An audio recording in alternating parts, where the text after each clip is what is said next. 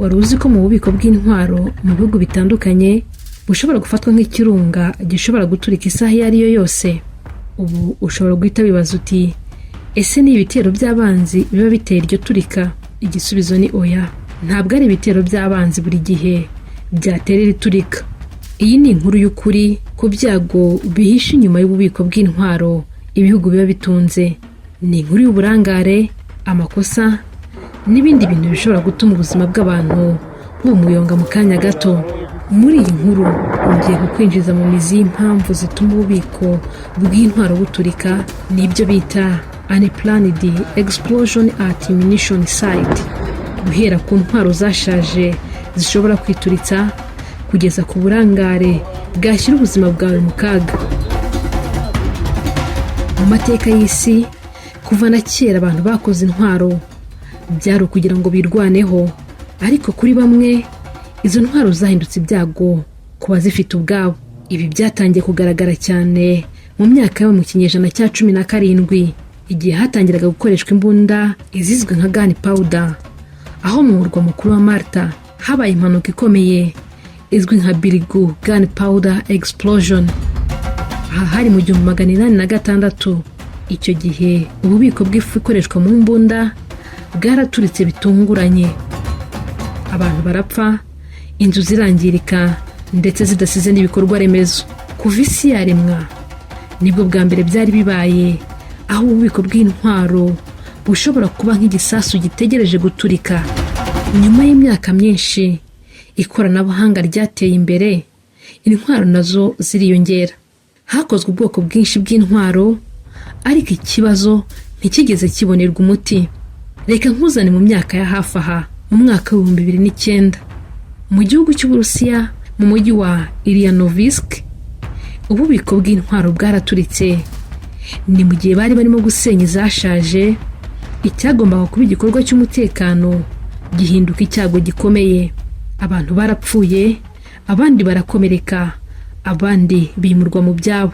Reka nkuvane iyo za Burayi nkuzane hano iwacu mu 2012 mu murwa mukuru wa Congo Brazzaville. Ububiko bw'intwaro z'ingabo bwaraturitse.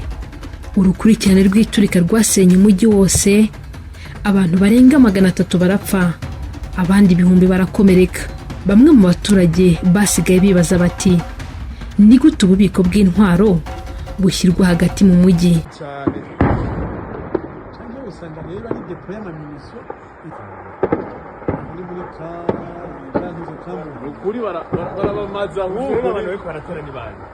Aha hari tariki ya 31 Werurwe 2026. Si kera ahubwo hashize ibyumweru 2 gusa. Ububiko bw'intwaro biherereye mu kigo cya gisirikare kizwi nka base mu mujyi wa Bujumbura bwafashwe n'inkongi y'umuriro. Bamwe bagira ubwoba kubera kumva ibiturika, bagira ngo abagizi ba nabi babagezeho, ariko ubutegetsi bwaje gutangaza ko byatewe n'inkongi y'umuriro. Umuvugizi w'igisirikare cy'u Burundi Brigadier General Baratuza Gaspard yavuze ko byatewe n'impanuka. Ni impanuka yabereye mu bubiko bw'imbunda. Amakuru yatangajwe ku mbuga nkoranyambaga agaragaza ko inkongi yabereye mu bubiko bw'intwaro buri muri zone ya Musaga, na hari hasanzwe hacumbikiye ibikorwa bya gisirikare. Abaturage basabwe gukomeza gutuza ndetse no kudakuka umutima, gusa ariko benshi bari baryamiye amajanja bumva ibi biturika. Itangazo ryashyizwe hanze ryashimangiraga ko guturika byatewe n'inkongi y'umuriro yafashe ikigo cya gisirikare, atari igitero cyagabwe ku gihugu nk'uko benshi babitekerezaga. Nyuma y'ibyo ariko hakomeje kugaragazwa impungenge ku mutekano w'ibikoresho bya gisirikare n'ingaruka bishobora kugira ku baturage. Hadaciye kabiri, Perezida w'u Burundi Evariste Ndayishimiye yanyomoje umuvugizi w'igisirikare cy'u Burundi. Uyu ni Brigadier General Baratuza Gaspard. Ndayishimiye yavuze ko inkongi yafashe ububiko bw'intwaro bwo mu kigo cya gisirikare Kambazi itatewe n'umuriro w'amashanyarazi nk'uko benshi babyibwira. Ikintu cya mbere kizira ahari mwe nabijya nta muyaga nk'ubuja. Mugabo isanga yajyo gusha so Burundi gusa. Muramaze kumva n'ibihugu nta gihugu na kimwe kitagira basanganya ahubwo bitaragushikira burashimira Imana uti Imana nirahatswe bw'ijuru ko bitarashikira ega vyitwa isanganya. Perezida Evariste Ndayishimiye ari mu kiganiro yavuze ko mu bubiko bw'intwaro nta muriro w'amashanyarazi uhaba, ahamya ko ibyo bihagazeho kuko yigeze no kuba umusirikare ushinzwe ibikoresho bya gisirikare kandi ko yasuye kambaze inshuro nyinshi. Aha niho Perezida Ndayishimiye yasobanuye ko impanuka y'inkongi ishobora guterwa n'ibintu byinshi ngo kuko n'ibisasu bishobora gukoranaho bikabyara umuriro.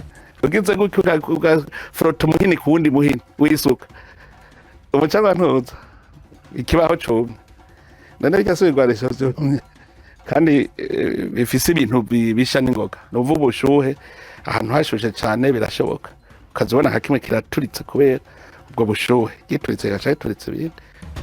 Ububiko bw'ibisasu byaturitse mu gihugu cy'u Burundi byasize bisenya inzu z'abaturage n'ibindi bikorwa remezo, byishe barenga 13, bikomeretsa abantu 57 barimo n'abasirikare 3 nk'uko leta y'u Burundi yabitangaje.